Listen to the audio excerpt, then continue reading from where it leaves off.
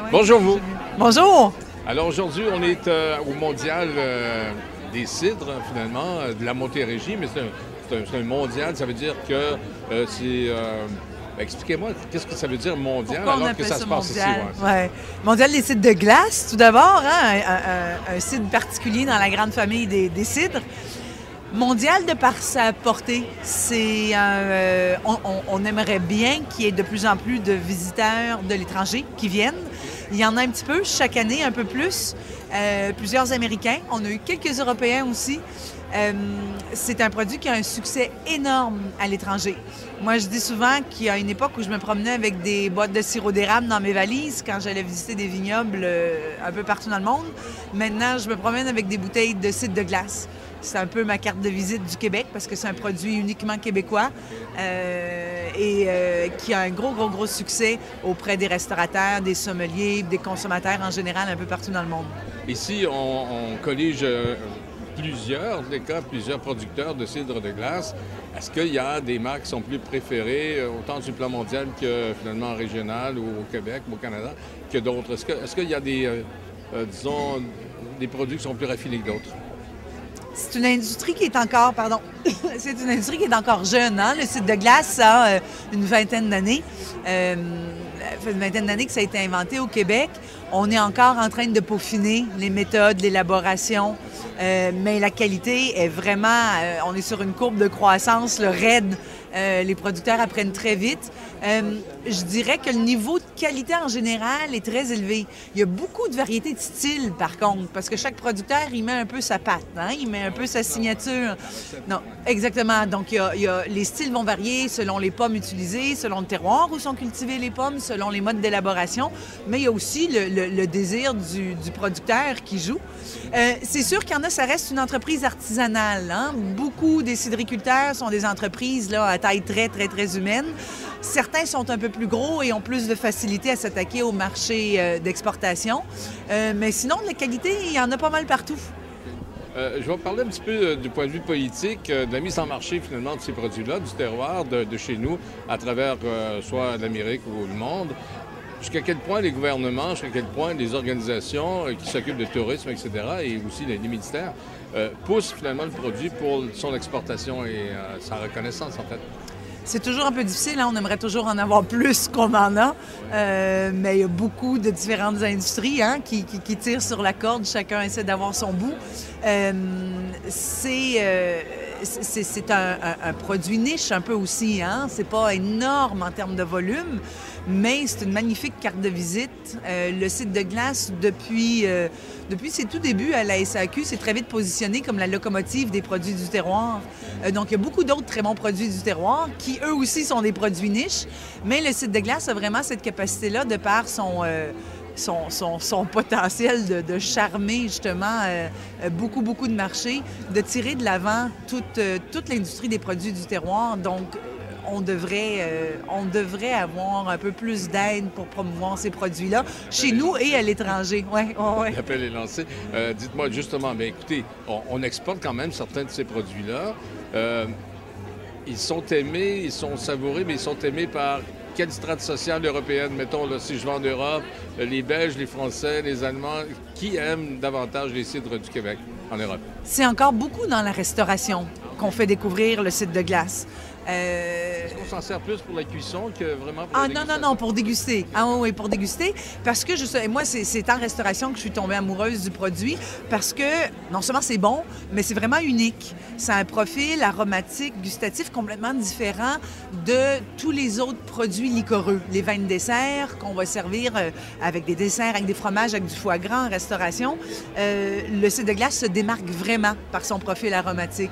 Donc, c'est encore en restauration à l'étranger qu'on le fait découvrir surtout. Je dirais dans une restauration là, de moyen à haut de gamme. Hein? C'est pas dans les restaurants de restauration rapide qu'on va... Ça n'en fait pas ailleurs, hein, du cidre de glace. Ça s'en fait dans d'autres pays? Pas dans d'autres pays. On en fait un petit peu ailleurs au Canada. Il y a peut-être eu quelques essais dans le nord-est des États-Unis. Beaucoup de pays qui ont une tradition cidricole. Hein? La France, l'Espagne aimeraient beaucoup en faire, mais ils n'ont pas nos hivers. Hein? Donc, tant pis pour eux. Oui, effectivement, oui. Vous, là, si votre péché mignon là-dedans, c'est lequel que vous préférez, là?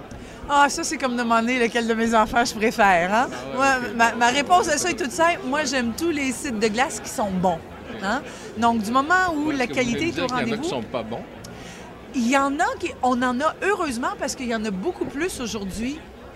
La qualité est beaucoup plus élevée qu'au tout début, et c'est normal.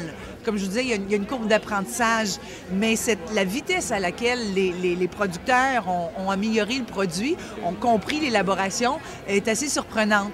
Et cette année, j'ai presque rien goûté. Personne n'a le monopole de la qualité, hein? Aucune industrie.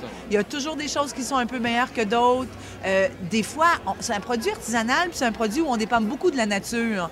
Donc, des fois, on peut se planter, on peut manquer notre coup. Ça arrive, mais ça fait partie du charme du produit. Hein? On ne veut pas de produits industrialisés, très... ça fait partie du charme des cidres comme des vins. Hein? Mais voilà. Des bonnes saisons et des bonnes et des mauvaises cuvées. Exactement, c'est dépendant de la nature. Et puis ce qu'il ne faut pas oublier aussi, c'est qu'on parle ici de goût. Hein? Et ça, j'y crois énormément. Tous les goûts sont dans la nature. Chaque personne, il n'y a pas deux personnes sur la planète qui goûtent de la même façon. Donc, moi, ce que je trouve excellent, ça ne va pas nécessairement être au goût d'une autre personne. Hein? Donc d'où l'intérêt de découvrir la grande variété puis de trouver ce qu'on préfère. Vous êtes une fine sommelière, c'est comme ça qu'on dit ça? Oui, sommelière, ouais. Oui. Dites-moi, il y a une méthode pour déguster le cidre pour aller chercher le maximum de sa saveur? Oui, bien, on va faire exactement comme pour les vins. Hein? Okay. Encore une fois, comme je dis, tout est question de goût et puis la chose la plus importante, c'est de se faire plaisir. Donc, on aime ça ou on n'aime pas ça, on goûte, hein? Mais si on veut l'analyser, évidemment, il y a l'aspect visuel, tout comme avec le vin. Selon la couleur du produit, on a déjà quelques indications quant au style. Ensuite, on va le sentir. Beaucoup de plaisir à sentir, hein? Il y a beaucoup qui se passe dans les arômes, qui se passe dans le verre. Puis, il ne faut pas croire que ça sent juste la pomme. On a des arômes selon les styles de cidre de glace. On peut avoir des arômes de pommes, il y en a qui ont des arômes de fraises, des arômes de différents fruits, d'autres des arômes de bananes, d'ananas, de fruits exotiques. Il y a tout un spectre aussi caramel. Un cidre de pommes, hein, finalement, il y a une recette, là, comme vous dites, là, il y a plusieurs fruits là, qui peuvent entrer en ligne de compte dans le produit. Non, c'est que la pomme, mais en fait, ça, c'est la beauté de la transformation. Connaissez-vous beaucoup de vins desquels on dit qu'ils sentent le raisin? Ah, on dit ça sent la fraise, ça sent le chocolat, ça sent... Donc, en fait, ça, c'est la beauté de la fermentation.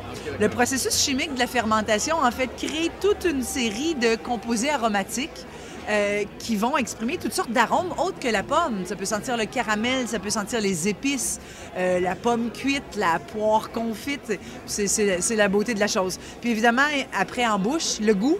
Et puis beaucoup, tout comme le vin, on cherche un équilibre des goûts et des saveurs. Il ne faut pas que ce soit... Oui, c'est sucré, mais il faut aussi qu'il y ait beaucoup d'acidité pour que ça reste frais, pour que ça reste digeste, pour qu'on ait envie d'en boire un deuxième verre. S'il n'y avait pas d'acidité, ça serait beaucoup trop lourd, trop sirupeux, puis on s'en lasserait vite. Puis c'est un des grands avantages du cidre de glace. Il y a des acidités merveilleuses là-dessus qui fait qu'on a toujours envie d'en prendre un deuxième verre. Dites-moi, est-ce que c'est un compétiteur au vin, le cidre de glace? Je dirais que c'est un complément. Oui, en restauration, c'est pas parce qu'on va commencer à servir du cidre de glace qu'on va arrêter de servir des vins de glace ou autre type de vin. Mais je vous dirais que je lui trouve un avantage justement à table, en gastronomie, en restauration, de par justement l'équilibre de ses saveurs. Il peut occuper une plus grande place à table que d'autres vins liquoreux. Okay. Bon, bien écoutez, merci beaucoup. Je pense qu'on a fait le tour.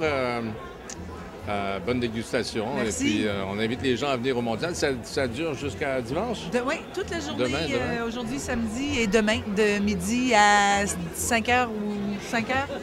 5h, oui. Et 24 producteurs de cidre de glace sur place qui sont heureux de partager leur passion avec les gens qui viennent les découvrir. Écoutez, on va faire le tour. Merci beaucoup. Merci à vous. Santé.